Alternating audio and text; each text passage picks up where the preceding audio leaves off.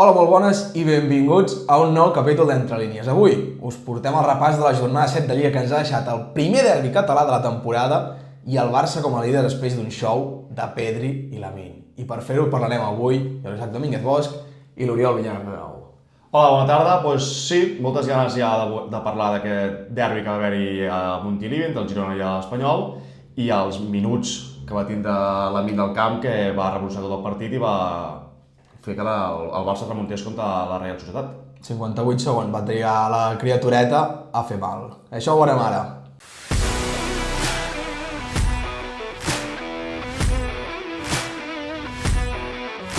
Començarem pel derbi, com no, el partit que es va disputar el divendres, l'empat a 0 d'un partit on va haver-hi potser més dinamisme Sí, que joc. que joc. Sí, bueno, la primera part sí que va haver-hi les ocasions més clares del partit. Va haver-hi l'ocasió de Dolan, que va treure Gazzini, que va fer un paradón que ja veureu que està a l'11 de la jornada. També va treure una molt bona a Roberto. I Ivan Martín també va fer un xut de fora de l'àrea amb un rebot que Dimitrovic, potser després de les dubtes que potser va ocasionar al Santiago Bernabéu, va fer un molt bon partit a Montilivi. I bé, va ser un derbi que potser esperàvem més tal com venia l'Espanyol, potser esperàvem que fos un partit més vistós en quant a joc, però bueno, va ser potser també ocasionat per ser el tercer partit en pocs dies. Per tant, bueno, veurem a veure si el següent derbi català que hi hagi entre el Girona i l'Espanyol o entre el Girona i el Barça o el Girona i l'Espanyol contra el Barça, a veure si té més encert que no pas aquest. Sí, aviam, sí que és veritat que l'Espanyol estava sent bastant prolífic aquest inici de temporada, però si ens fixem bé, els seus dos davanters, tant Roberto com Quique, porten només un gol, que Sí. estaven depenent molt de Pele Milla. Sí, això m'està amoïnant una mica més a mi a nivell personal, perquè, si recordeu, us ho deixem per aquí a dalt, a la guia que vam fer de l'Espanyol amb el líder de Batlle, la meva predicció de la temporada era que feien, entre Puado, Quique i Roberto, feien més de 25 gols, i que vaig posar, o sigui que això encara em té una mica amoïnat. Clar, s'han d'anar entonant poc a Sí, poc, sí. encara hauries d'haver inclòs potser a Pere Milla Potser sí, a tot potser sí. això, amb un Espanyol que ha introduït una variant tàctica. Sí, mira, doncs sempre Puado partia per la banda esquerra des de l'extrem, però veient els problemes defensius que està tenint el Girona, Manolo González va optar per posar de doble punta a Javi Puado per la dreta per buscar tot el rato les esquenes de Blin. No va funcionar, potser va funcionar més a la primera meitat que a la segona, perquè després ja va tornar més cap a l'esquerra, però bueno, és d'aquelles variants que s'han de fer, analitzar el teu rival, i bueno, aquest cop potser no va sortir del tot bé, però bueno, doncs són coses que Manolo va afegir al seu equip i són matisos que s'han de tenir en compte. Que aquí s'ha de donar el mèrit al Girona, que tot i començar el partit adormit amb una caraja monumental, es van anar entonant, van acabar tenint les seves oportunitats i potser la variant tàctica de 3 centrals, la defensa de 5, doncs dona més estabilitat defensiva a un Girona que és l'equip que més ha encaixat aquest inici de temporada i amb diferència. Sí, bueno, ara ho miràvem tu i jo abans del vídeo, està a menys 13 en gols a favor i en gols en contra. Per tant, sí que Mitchell això ho ha vist clar. El Girona és un equip que amb transicions pateix molt, perquè és un equip que quan està instaurat a camp rival la circulació és molt lenta, no acaba jugada, i això el rival ho aprofita i molt bé, perquè molts gols que està rebent el Girona són en transicions, perquè l'equip no torna com hauria de tornar. I llavors el Mitchell va dir, bueno, doncs passem a defensa de 3 amb 2 carrilers, ens protegim una mica més enrere, i això, però bueno, l'Espanyol va tindre moltes ocasions també, sobretot a la primera part, en transicions. El Girona no acaba jugades, i si no les acaba bé, i ocasiona que el rival arribi amb facilitat, sempre arriben i amb molts jugadors a l'àrea. Clar, això suposo que més Mitchell ho devia notar, el que l'equip no acaba jugades perquè vam veure en Ivan Martín molt més rematador. Sí. No estem acostumats a veure els seus remats de llarga distància i potser Mitchell va avisar el migcampista basc i li va dir bueno, si no flueix el joc, doncs com a mínim que s'acabi i ens evitem mals majors pel que fa a la defensa. I bueno, això és el que dèiem, el Girona pateix molt, potser va haver-hi un pas enrere, també, tornem a dir, ocasionat potser pel desgast físic, perquè el Girona contra l'Atlètic de Bilbao, l'Atlètic Club, que si no s'enfaden, va fer un bon partit. I crèiem que potser aquesta evolució seguiria contra l'Espanyol, però bueno, doncs no va poder ser. Per sort van puntuant, que és el més important, i a veure què passa al següent partit. Clar, no és el més vistós dels jocs, però suposo que el Girona primer ha de construir la casa des de baix. Sí, confiança. I el primer de tot és aconseguir que la defensa no encaixi tant i els gols arribaran, perquè et fixes els jugadors que té ara el Girona, doncs quan estan entonats, Esprilla, Lemar, van a veure, Porto, Stuani té sempre gol. Són jugadors que no són top, Bueno, però són... però 5 gols a la temporada els poden fer, i 5 gols per 5 són 25. Sí. I bé, i ara parlant així més de resultats, qui es mereixia més guanyar i tal, jo crec que l'empat és, diguéssim, potser el millor resultat pels dos, perquè tant Espanyol com Girona, potser més l'Espanyol es mereixia més guanyar, per les ocasions que va tindre, sobretot pel remat de porteria, perquè aquest Geni, ja veureu, està a l'11 de la jornada que hem fet. Però bé, és un punt que el Girona, el que dèiem, el permet sumar i agafar confiança, i l'Espanyol per seguir optant per estar dalt. Sí, ara ja sí que han sortit de posicions europees, un empat que no acaba de servir cap dels dos equips, però bé, és un aprenentatge més per l'Espanyol, de que han de donar un pas endavant encara pel que fa en pilota, i el Girona, doncs, també. El Girona que li queden uns quants passos. El Girona li queda molt més que l'Espanyol, sí. Li queda una marató. De l'Espanyol dic que Calero va fer un molt bon partit, potser dels 6 anys que porta l'Espanyol, potser va ser dels millors. A mi em va sorprendre molt perquè Cabrera va tindre aquells problemes físics que no va acabar de recuperar-se però no va poder entrar, i va entrar Calero, ho va fer molt bé.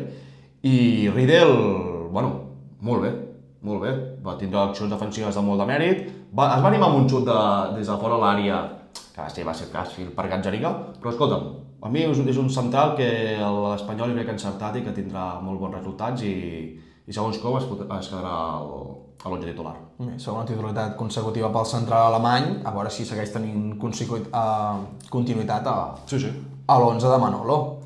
I passem al Barça, no? El partit d'ahir, que, bueno, el Barça que va començar el partit amb moltes...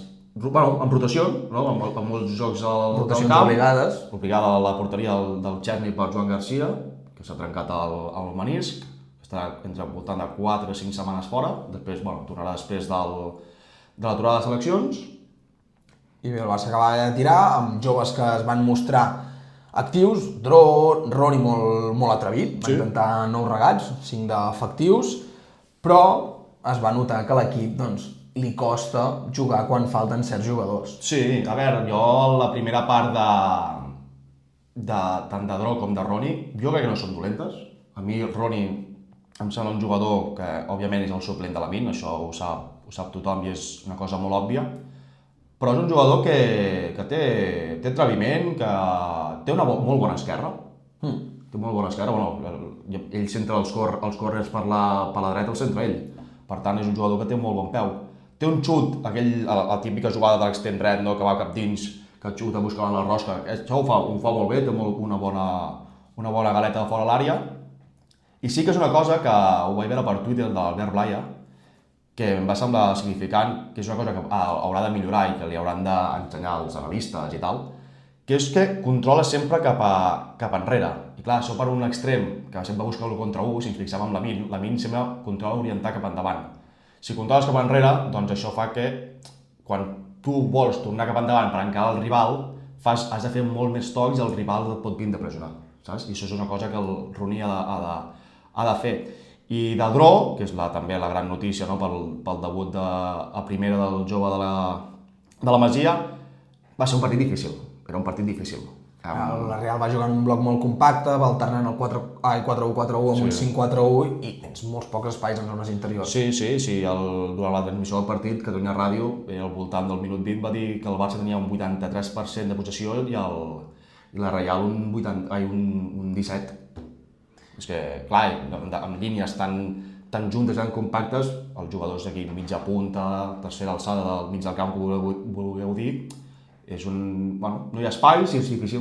Clar, fins als minuts finals la Real deixava jugar al Barça, però sense que fes mal. El Barça va gaudir d'ocasions, però tampoc va ser això. Al cap i a la fi, les que va tenir no eren molt clares, i al principi la Real et fica el partit de cul de bon inici perquè ells tenen la primera de canto, es va ficar tot de cara pel conjunt de Donosti. Sí, Odriozola, que després va fer postpartit unes declaracions molt contundents, dient que ell no havia passat bé la temporada passada i que estava molt dolgut per per no haver pogut defensar l'equip que porta el cor de la manera que ell creu que ho hauria de fer, per temes lesions, temes mentals i tal.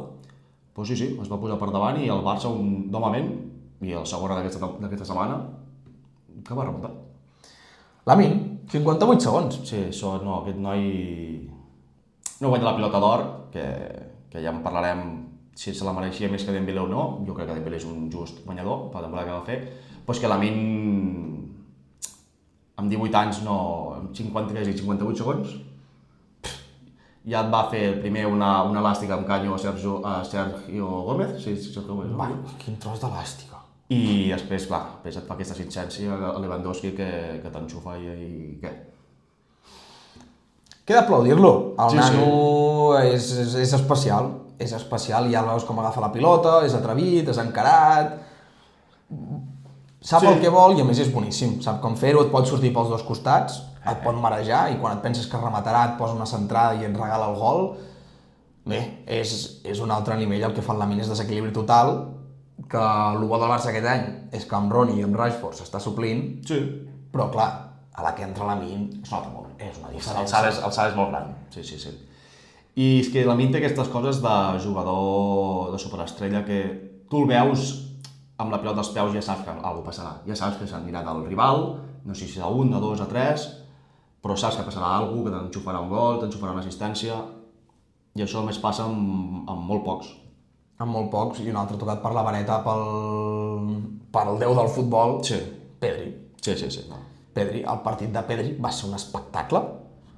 4 de 4 enregats, 40 passades exitoses a l'últim terç, 2 passades claus, són les que precedeixen a un xut, 92% d'efectivitat en passades, i tenint en compte que el Barça va jugar molt a camp contrari.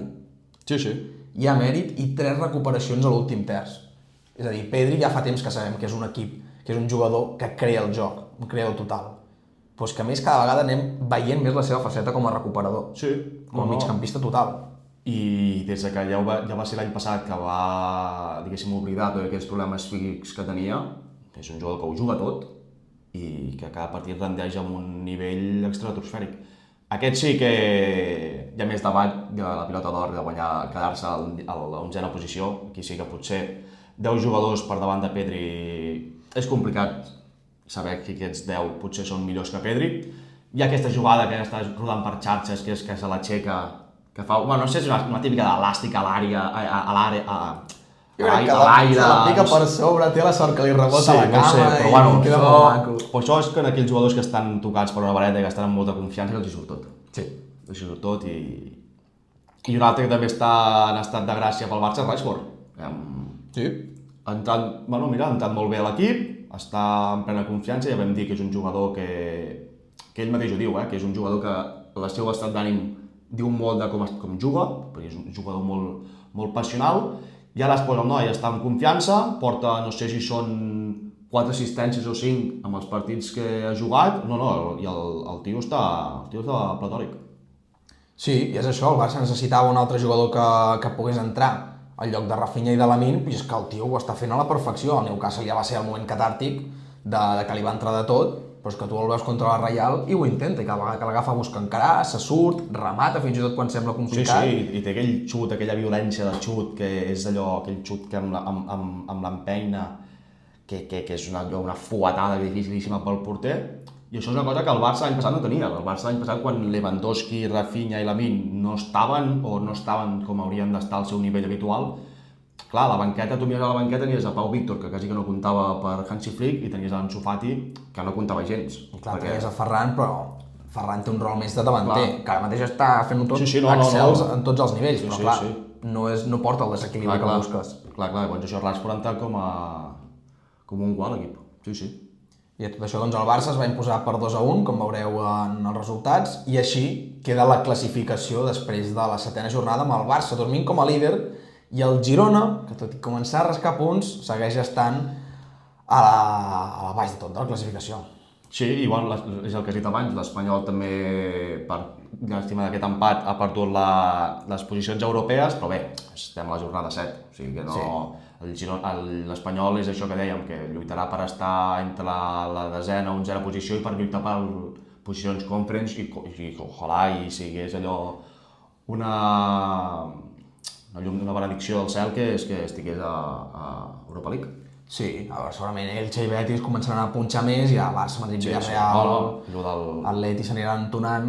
Sí, és que les posicions europees aquesta setmana hi ha hagut moltes pujades i baixades. El Barça, que ho deia l'Isaac, és el líder de classificació, el Madrid baixa a la segona posició, el Villarreal, que es manté, que el Villarreal és que amb la plantilla que té, és que estarà... 16 de 21, Sí, estarà aquí dalt. L'Elx, l'Euro-Elche, que Déu-n'hi-do amb el Saràbia, que com estan, a veure si poden mantenir, jo crec que és molt complicat que mantinguin aquest top, però bueno, de moment els aficionats de l'Elx que el disfrutin. Això són Iñaki Peña i Héctor Fort, que han canviat la cara de l'equip.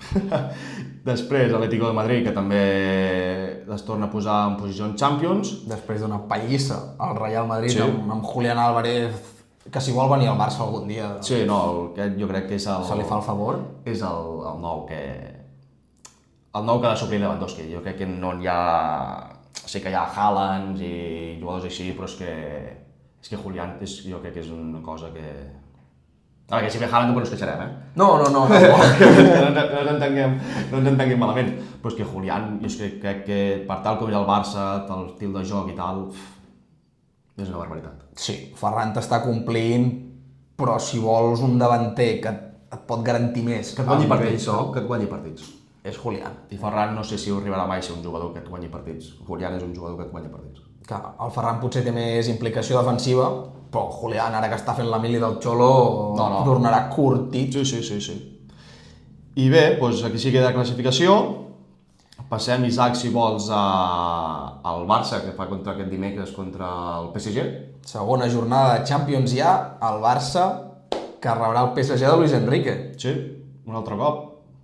Tornem a tenir la final desitjada per tots l'any passat, la final que no podrà ser, amb el Barça que va perdre semis, contra l'actual campió de la Champions League i finalista del Mundial de Clubs, el PSG. Un partidàs que, en la meva opinió, crida més per les baixes. Sí. Perquè tenies el PSG que ja arribava, amb Dembélé, Doué, Joao Neves i un altre jugador lesionats, i a més aquesta setmana han sumat Marquinhos, Vitinha també. Vitinha es va lesionar a l'últim partit i Kvaratskhelia.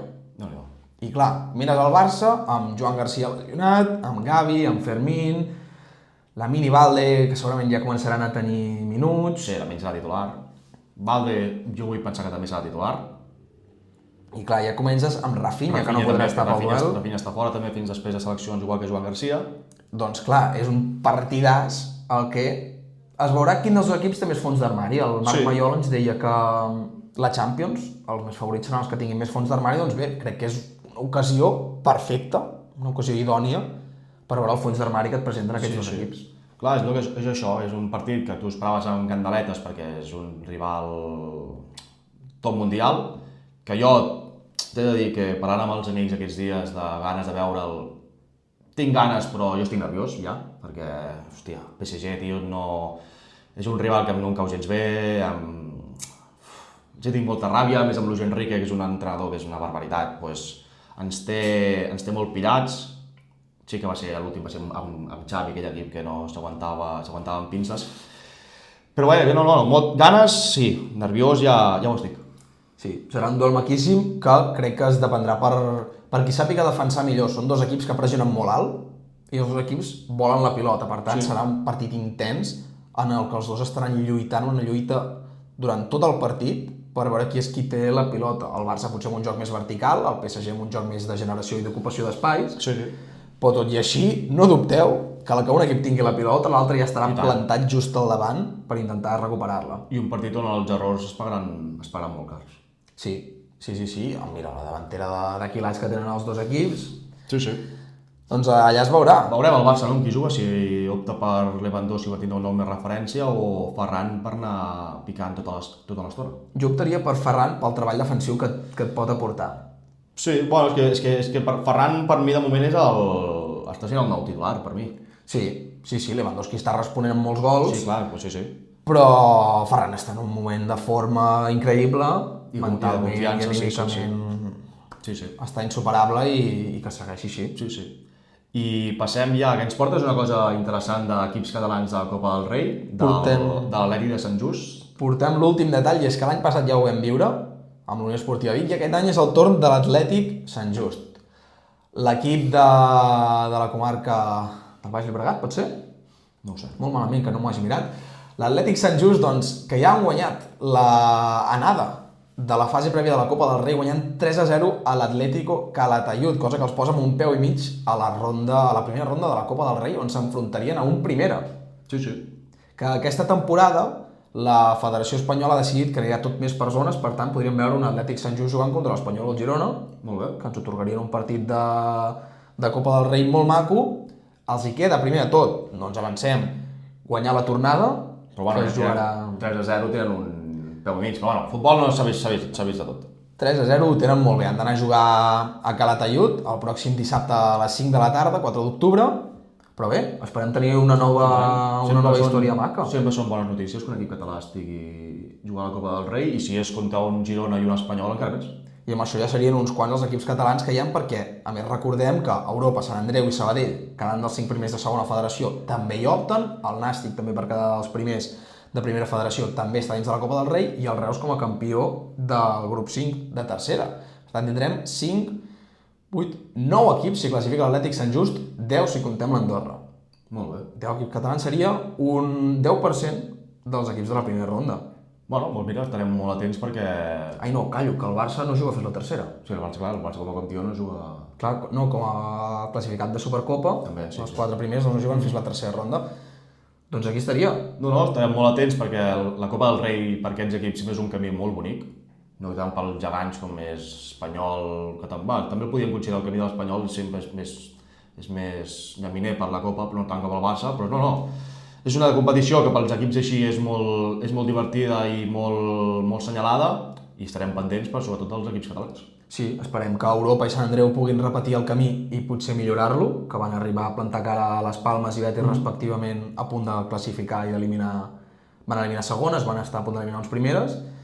Doncs esperem que l'Atlètic Sant Just pugui arribar a aquesta primera ronda i els hi desitgem la millor de les sorts, que els volem veure a Copa del Rei i volem una altra història d'aquestes maques que ens atorga la competició del CAO. I tant, i anem a veure l'11 que hem triat d'aquesta jornada, no? Sí, aquest seria l'11 d'aquesta jornada que hem escollit, amb Gazzaniga, el porter de l'Argentí del Girona. Sí, bueno, Gazzaniga va fer... Tots el coneixem com és Gazzaniga, és capaç de fer el pitjor, com vam veure el primer partit de Lliga contra el Rayo Vallecano, que et canta el primer gol, després s'autoexpulsa i tal, però és un porter que et fa parades de molt mèrit. L'altre dia va treure una a Roberto i a Dolan, i és un porter que potser l'arribada de Livakovic, no? Livakovic, està ben dit, no? Livakovic. Ja ha vingut potser bé, perquè abans no tenia competència, i això, el Girona ha d'aprofitar perquè sota pals té un porter de garanties quan està bé. Sí, semblava que havia de venir Livakovic per ser titular, però Gazzaniga està responent i està conservant el lloc meritoriament. Sí. Després pel davant, 4 defenses. Sí, tenim a Koundé, òbviament que l'hem de posar perquè és el que marca el gol de l'empat i el que origina després la remuntada contra la Real, que és un jugador que va començar suplent d'Eric Garcia, perquè Eric Garcia, és que s'ha de dir, Eric Garcia està molt bé, és que ja ha jugat a totes les posicions de darrere, lateral dret, lateral esquerra, central dret, central esquerra... No, central esquerra potser encara no l'hem vist, però bueno, si jugués, jugaria bé, algun cop aquesta temporada no, però l'hem vist de pivot. Per tant, Koundé, que ha agafat un altre cop ritme de competició, i s'ha agafat amb la titularitat a la banda dreta, i mira, l'altre dia va servir per fer gol. Sí, merescudament.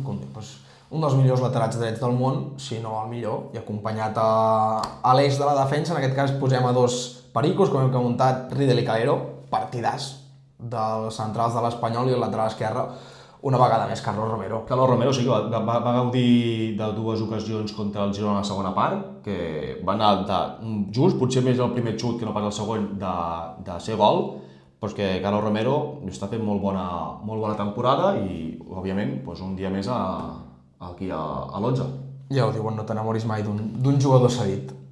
Esperem que es pugui quedar al club perico. Esperem que sí, que el Villarreal al final deixi anar. Però hi ha molt bones notícies per l'Espanyol. Sí, és un lateral que més es nota que sent els colors i Sí. I va perfecte a l'esquema de Manolo, és un tros de lateral. Al mig del camp trobem a 2 jugadors del Girona, 2 noves incorporacions, Bitzel i Unagi. Unagi és de tot el dolent que hi ha al Girona, és la cosa positiva que hi ha. És un jugador, aquest ex del Marsella, que és un jugador amb molta qualitat, és un noi que no li crema la pilota als peus, que t'ajuda en sortir de pilota, et pot ajudar, a 3/4 de camp també et pot arribar a l'àrea segona línia, te pot fer l'última passada, te pot inclús ell fer el gol, i això és el jugador que on queda agafar-se el Girona aquests inicis tan complicats i on ha girat tot el joc dels gironins. Sí, és un tio més amb molt desequilibri, que ja es va també a Sant Mamés, que per banda esquerra doncs és una alternativa quan Joel Roca o els altres extrems de l'equip no estiguin disponibles. Clar, és que el Girona a sobre també té la mala sort que el Joel Roca li ha marxat a la selecció. Llavors, clar, un equip està tan tocat que et marxi un jugador que era potser dels millors també que d'allò. Però bé, després al pivot tenim a Bitzel, va fer un bon partit, no res a dir dolent d'aquest partit de Bitzel, va fer, bueno, és la seva feina, de trencar jugades quan ha de trencar, de posar potser aquesta pausa quan s'ha de tenir. Bé, correcte, va ser el partit del belga, després Pedri, ja ho hem dit. Pedri és que no el pots treure mai de l'11, és que sempre estarà a l'11 quan pot ser que un dia un del Girona o de l'Espanyol faci 2 gols i Pedri hagi de sortir perquè el del Girona s'ho mereixen més, o si no està és perquè no ha jugat. És que Pedri, pel poc que faci, sempre estarà a l'11. Sí, no hi ha res més a afegir, és un migcampista superlatiu. Sí, superlatiu. Que ja està. I finalment els 3 d'atac, Lamine 3/4 del mateix, res més a afegir, el tio ja ho fa tot bé, Rashford, que està en estat de gràcia. Sí, i després hi ha el Donaldinho, sí. L'extrem anglès de l'Espanyol, que ho fa tot, l'havíem vist en les facetes ofensives, en les de driblar, en les de generar ocasions, però el Girona també va ser molt important defensivament. Sí, va ser clau en una sortida d'un córner del propi Espanyol, que va haver aquí un malentès entre Carlos Romero i Omar, que Porto se n'anava completament sol en blanc, i sort de Dolan, que amb aquesta velocitat que té va molestar a Porto, que sí que la jugada va acabar amb un xut de blanc, horrible el xut de blanc, que mare de Déu santíssima, que Dimitrovic li va vindre el ninot i no va tindre d'allò, però sí, sort de Dolan, perquè si no jo era el gol del Girona 100%. I després no dubtàvem, tu i jo, en ficar Lewandowski, perquè al final te marca el gol de la victòria. Va tenir aquella, va fotre el pal, que va tocar just a la línia, clar, no va entrar tota per no és gol, però clar, és que és el que dèiem, Rashford potser l'hem posat més per la continuïtat que està tenint, no? Des del partit del València, del Newcastle, d'Oviedo, que també va allò. Molt bé l'anglès, que si abans he dit que patia per l'Espanyol, per les prediccions, amb Rashford, quan fem la guia que la farem d'aquí poc amb el Marc Maiola, si tot va bé, ja us informarem. Jo una predicció tiraré per Rashford, ja veuràs. A veure quina predicció tens aquí guardada. Aquí és l'11 de la jornada, que us el deixem en complet. I bé, fins aquí seria el nostre post d'avui. Sí, bé, doncs mira, el primer post que fem, a veure què tal, ens ho dieu aquí als comentaris si ens hem deixat alguna cosa o creieu que... o ens podeu dir coses del Girona, de l'Espanyol, com ho vau veure, del Barça, us llegim i fins al proper. Sí, moltes gràcies, fins aviat. Vinga, adeu.